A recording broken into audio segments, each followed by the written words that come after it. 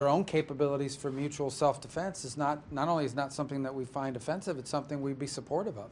Obviously within the confines of their constitutional system, but they have some limitations in what they can do. But the idea that Japan's military would become more capable is not something we would be offended by. It's something we would actually be encouraged by. So can you talked about points of possible cooperation with the Chinese, but on the points which were well known of contention, did you get a sense that there was a willingness the Chinese to move, or are they just... Well, I wouldn't look, today's meeting with our Chinese counterparts was not a negotiation on any of these matters. It is the first time that I met my counterpart in person, who, by the way, happens to also be the National Security Advisor, so he's not the archivist, though, but I suggested that perhaps he asked for that title, and that way we'd be equal. But that's a lot bigger job than archivist. Well, they have 5,000 years of archives, too, so, you know, but I would say that it was very positive a very positive interaction, and constructive is the most important part. At the end of the day, look, no matter what, the United States and China have to have relations. We have to have communication. We have to be able to interact with one another. And it's just impossible for the foreign ministers of our respective countries to not engage in conversation. So I'm glad we had that meeting today. There's a lot of work to be done. No one's saying it's easy, but we do have some opportunities on some things we might be able to work on to begin to build some momentum in our relationship. I thought it was a very good meeting. I really felt encouraged by it. But look, there's work to be done. Secretary, if I can ask a follow-up question. You mentioned that you see high odds of a meeting between the presidents of the U.S. and China. There's a big Chinese military parade happening scheduled for September 3rd. Did the Chinese foreign minister extend an invitation to that? Was that discussed as a potential opportunity? No, we didn't discuss any specific date in mind in that regard. But the reason why I tell you there's a high probability they're going to meet is that they both want to meet. And I don't know President Xi, but I know President Trump, and you know, I can tell you that he's committed to having that meeting happen. So the reason why I think there's high odds of it happening is they both want it to happen. So I'm sure we'll work on a date and find a mutually acceptable date for both sides. And I'm pretty confident. We want it to be a good meeting, and we're going to work hard between now and whatever date that is to make sure that when that visit does happen, it's as productive as possible. We saw you today seek out the Russian foreign minister in the larger gathering. Why did you go up and talk to him? What did you guys discuss? Did you give him a response from President Trump to the conversation you had yesterday? No, it was just a follow-up on an unrelated item to our conversation yesterday, and I'll leave it at that. Mr. Secretary, many Japanese people are concerning about the U.S. policy, which is demanding drastically increase defense spending. Do you have something to comment? How do you think? Well, I wouldn't characterize it as a demand. I mean, we've encouraged them to invest in certain capabilities. It's less to do with the amount of money and more to do about certain things they can do. At the end of the day, we are in an agreement with Japan on collective self-defense, on the ability to come to each other's aid in a time of conflict or in a time of danger. And there are certain capacities that we think they have high capability. We understand, you know, there are dynamics that constitutional and legal limit their ability to invest in certain things versus other things. And, but we have a very close relationship with Japan, very close.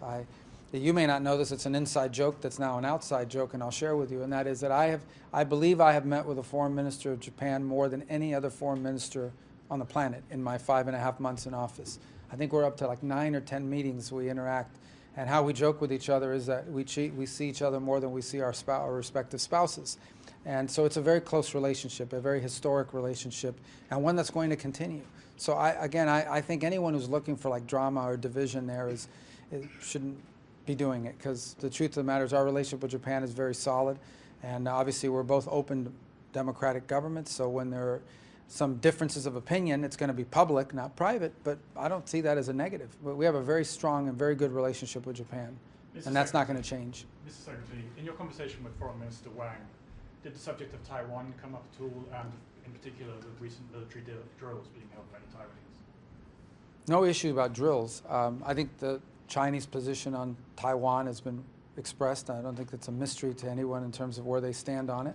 And our position has also been expressed pretty openly. So it was not, as I said, our meeting today was not a negotiation or a back and forth on items. It was more about establishing a constructive baseline where we can continue to talk on multiple fronts, including trade, but beyond trade. Secretary, if I can ask a question about your meeting with Vietnam. a country with one of the largest trade surpluses with the U.S. We've heard that there was maybe some misunderstanding about the agreement announced last week for a 20% tariff, that the Vietnamese weren't confident that that was fully agreed to, that perhaps they were looking for a 10 to 15% tariff. Was that an issue that they raised, trying to lower their tariff level? Was that the tariff an issue that they raised during the bilateral meeting? Well, the issue of trade was raised. I'm not the negotiator on trade, and neither is the foreign minister. And so we weren't here to negotiate a trade deal. I'll refer you to our trade negotiators as far as the status of that. Clearly, Vietnam feels that if they enter into an agreement with the United States, they want to have a tariff rate that's at least as good as, if not better, than other countries that don't have a trade agreement with us. But I'll leave, I have to refer you to our negotiators, because I just don't know what the status of those negotiations are at this point. On that, the president did announce that there was an agreement reached with Vietnam, and yet Vietnam is saying that they never reached that agreement. So they must have raised this issue with you today. No, I mean, neither that issue. We just wasn't a trade meeting. We didn't. I'm not saying it's not a relevant issue. It's just not what the purpose of our meeting was about today. We talked about a lot of other issues, but perhaps the reason why it wasn't raised is because I'm not the trade negotiator, and these were not trade meetings. Mr. Secretary, can I follow up on your meeting with Lavrov yesterday? Have you had a chance to speak to the president about the ideas that were discussed in that meeting? And what did you discuss with the foreign minister this morning? Which from Lavrov? When you spoke to him. Oh, I went to talk to him about another topic. It's not big or mysterious. It's just another topic. So and I'm not going to. We'll leave it at that. And as far as I did speak to the president last night, and but I have no news to report to you on it right now. But like I said, I thought yesterday's meeting.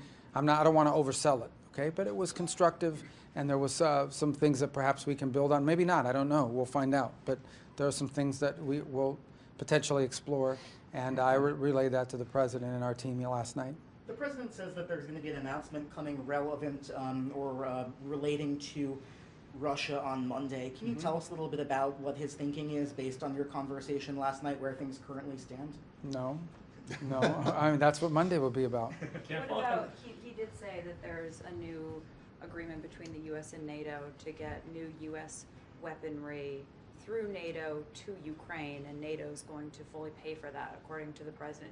Can you explain to us exactly, number one, how that's going to work, and when those weapons, as part of this agreement, will actually get to Ukraine? Well, I think what you're referring to is something that Ukraine has already offered, and so has Europe, and that is to buy weapons from the United States and then provide them to Ukraine. At the end of the day, that some of the systems that Ukraine requires are systems that Europe doesn't make.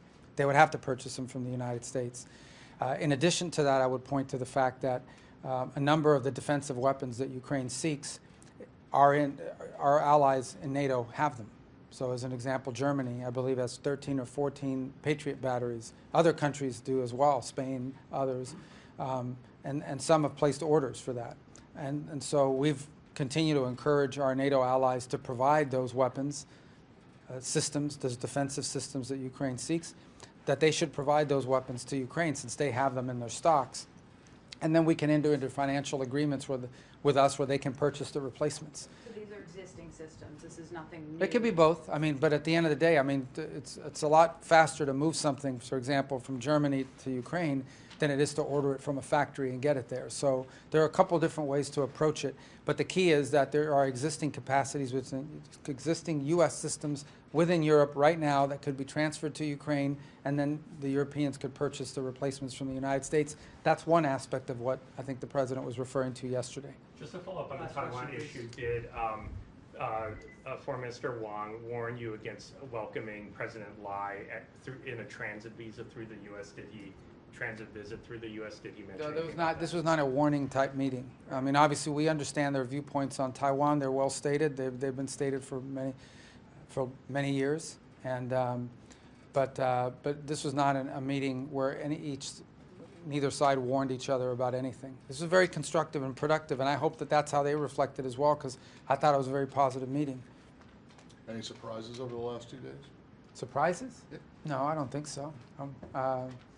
We were very warmly received, I tell you. I mean, the reception's been great. No, I'm just saying that it was a very friendly environment, and I think the reiteration to the point we've made, and that is, look, I read these things about how the U.S. is not focused on the Indo-Pacific, But it's funny, everywhere I travel in the world, the headline is the U.S. is not paying enough attention, whether it's the Western Hemisphere or at NATO or even in the Middle East.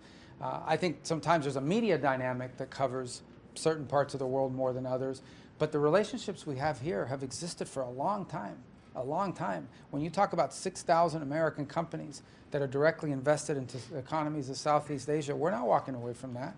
We're not walking away from that. We're not walking away from our defense ties that we have in the region. We're not walking away from the strong economic ties we have in the region. On the contrary, we want to build on them. Just yesterday, we signed a memorandum of understanding with Malaysia on civil nuclear cooperation. I believe as early, either last night or early this morning, our arrangement on another civil nuclear program with Thailand that came into effect. So we have a lot of positive things going on, and we're going to continue to build on those. We're excited about them, and we're not going to walk away from them. Mr. Secretary, while you were in Malaysia, the Trump administration announced a new nomination to be ambassador of Malaysia. Nick Adams, he's sort of well known on X as a sort of social media personality and does lots of other things. I was wondering what you could say about his nomination, why Mr. Adams was the right person for this pretty important position in the Indo-Pacific.